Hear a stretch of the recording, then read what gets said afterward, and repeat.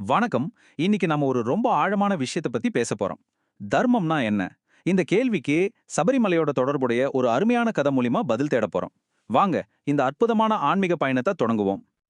இந்த முழு விஷயத்தோட தொடக்க புள்ளியே நம்ம அகத்திய முனிவர் சொன்ன ஒரு வரிதான். அவர் என்ன சொல்றாருன்னா, ஐயப்பனோட முக்கியமான முதல் தகுதியே தர்மத்தை வழிநடத்திட்டு போறதுதான் சொல்றாரு. பாருங்க, எவ்வளோ பெரிய ஒரு தத்துவத்தை எவ்வளோ சிம்பிளா சொல்லிட்டாரு. அது மட்டும் இல்ல, அகத்தியர் ஒரு சூப்பரான ஒரு வாக்குறுதியும் கொடுக்கறாரு. யார் தர்மத்தோட வழியில நடக்கறாங்களோ அவங்க வீட்டுக்கே தெய்வம் தேடி வரும்னு சொல்றாரு. யோசிச்சு பாருங்க, நம்ம வீட்டுக்கே கடவுள் வர்றதுன்னா அது எவ்ளோ பெரிய விஷயம். சரி, தர்மம்னு தத்துவமா பேசினா மட்டும் புரியாது இல்லையா? அதனால இது ஒரு அருமையான கதை மூலியமா புரிஞ்சுக்கலாம். ஒரு பக்தையோட கதை. அவங்களோட மௌனமான சேவையே எப்படி ஒரு பிரார்த்தனையா மாறுச்சுங்கிற கதை. இந்த கதை எங்க நடக்குதுன்னா, கேரளால இருக்கிற பந்தலம்ல. ஒரு காலத்துல ராஜாக்கள் எல்லாம் வாழ்ந்த ஒரு கம்பீரமான ஊர் அது. அந்த மாதிரி ஒரு இடத்துல தான் நம்ம கதையோட நாயகி வாழ்ந்துட்டு வர்றாங்க. அவங்க ஒரு ரொம்ப சாதாரண பெண்மணி. அவங்களோட வேலை என்ன தெரியுமா?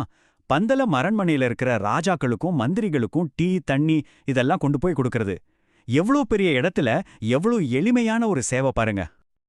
அவங்க வேலை செய்யற அந்த அரண்மனையை சுப்பி எப்பவும் ஒரே பக்திமயமா தான் இருக்கும். சாமியே சரணமையப்பான்னு யாத்ரிகர்கள் போடுற சரணகோஷம் காதுல ஒழிச்சுக்கிட்டே இருக்கும்.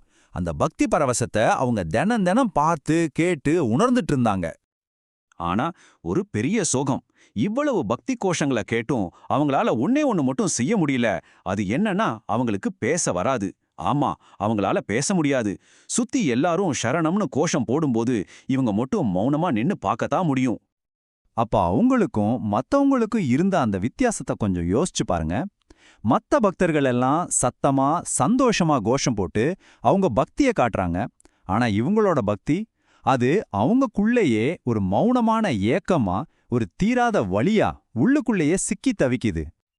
அவங்க மனசுக்குள்ள எவ்வளோ கஷ்டப்பட்டிருப்பாங்க பாருங்க.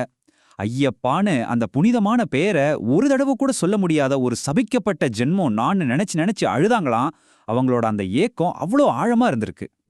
சரி, இப்போ கதையோட முக்கியமான கட்டத்துக்கு வர்றோம். இவ்ளோ துக்கத்துல இருந்த அந்த பெண் இதிலிருந்து வெளியே வர ஒரு வழியை கண்டுபிடிச்சாங்க. அது என்ன வழி? அவங்க சேவையில எப்படி தெய்வீகத்தை கண்டுபிடிச்சாங்கன்னு பார்க்கலாம். அவங்களோட மனசுல ஒரு பெரிய மாற்றம் நடக்குது. முதல்ல ஐயோ ஐயன் பேரை சொல்ல முடியலையேன்னு ஒரு ஏக்கம். ஆனா அப்புறம் அவங்களுக்கு ஒரு விஷயம் புரியுது. சரி, என்னால சொல்ல முடியல, ஆனா சொல்றவங்களுக்கு சேவை செய்யலாமேன்னு ஒரு எண்ணம் வருது. அந்த எண்ணம் வந்ததும் அவங்க செய்யற ஒவ்வொரு சேவையிலையுமே அந்த மணிகண்டனை பார்க்க ஆரம்பிச்சிட்டாங்க. பாருங்க, அவங்களுக்குன்னு அம்மா அப்பான்னு யாரும் இல்ல. தனியா இருந்த அவங்க தன்னோட வாழ்க்கையவே ஒரு புது அர்த்தத்துக்காக அர்ப்பணிக்கிறாங்க. எங்கேயோ கோயில்ல இருக்கிற சாமிக்கு இல்ல, தன் கண்ணு முன்னாடி ஐயனை தேடி வர்ற ஒவ்வொரு பக்தர்க்குள்ளேயும் இருக்கிற சாமிக்கு சேவை செய்யணும்னு முடிவு பண்றாங்க. அவங்களோட பக்தி வெறும் வார்த்தையில நிக்கல, செயல்ல தெரிஞ்சது. என்ன செஞ்சாங்க தெரியுமா? காட்டுக்கு போய் கஷ்டப்பட்டு விறகு வெட்டுவாங்க. அதை வித்து வர கொஞ்சம் பணத்தையும் தனக்குன்னு வச்சுக்காம ஐயப்பனை பார்க்க வர்ற பக்தர்களுக்காகவே செலவு செஞ்சாங்க.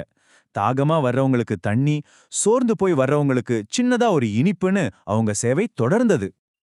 இங்க தான் நம்ம ஒரு முக்கியமான விஷயத்த புரிஞ்சுக்கணும். அவங்களால வாய் விட்டு சரணகோஷம் போட முடியல, உண்மைதான். ஆனா அவங்க செஞ்ச ஒவ்வொரு வேலையும் ஒரு பிரார்த்தனையா மாறுச்சு. அவங்க செஞ்ச சேவையே அவங்களோட மௌனமான சரணகோஷமா இந்த பிரபஞ்சத்துல ஒழிச்சுது. சரி, இப்போ இந்த கதையை எதுக்கு நம்ம பார்த்தோம்? ஆரம்பத்துல அகத்தியர் தர்மத்தை பத்தி சொன்னார் இல்லையா? அதுக்கும் இந்த அம்மாவோட கதைக்கும் என்ன சம்பந்தம்?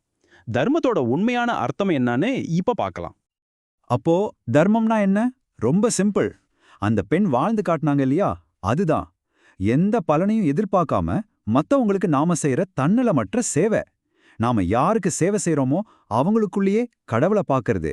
இதுதான் உண்மையான தர்மம். அதனாலதான் அகத்திய முனிவர் ரொம்ப தெளிவா சொல்றாரு.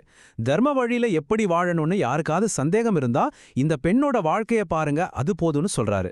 அவங்களோட வாழ்க்கை தான் தர்மத்துக்கான ஒரு மிகச்சிறந்த உதாரணம். கடைசியா அகத்தியர் இதை அழுத்தம் திருத்தமா முடிக்கிறார். அந்த பெண்ணோட சேவையை சுட்டிக்காட்டி இதுதான் தர்மம்னு உறுதியா சொல்றாரு. இதுக்கு மேல தர்மத்துக்கு ஒரு விளக்கம் தேவையா சொல்லுங்க? ஆக, அகத்தியர் அன்னைக்கு கேட்ட ஒரு கேள்வி இன்னைக்கும் நம்ம முன்னாடி நிக்குது. இந்த நவீன உலகத்துல, இந்த கலியுகத்துல யாரு உண்மையில இந்த தர்மத்தோட பாதையில நடக்கறாங்க? வெறும் பேச்சோட நிக்காம செயலில யார் இதை காட்டுறாங்க? ஒருவேளை அந்த பாதையில நடக்கிறதுக்கான தகுதி நம்ம ஒவ்வொருத்தருக்குள்ளயும் இருக்கலாம் இல்லையா? கொஞ்சம் யோசிச்சு பாருங்க.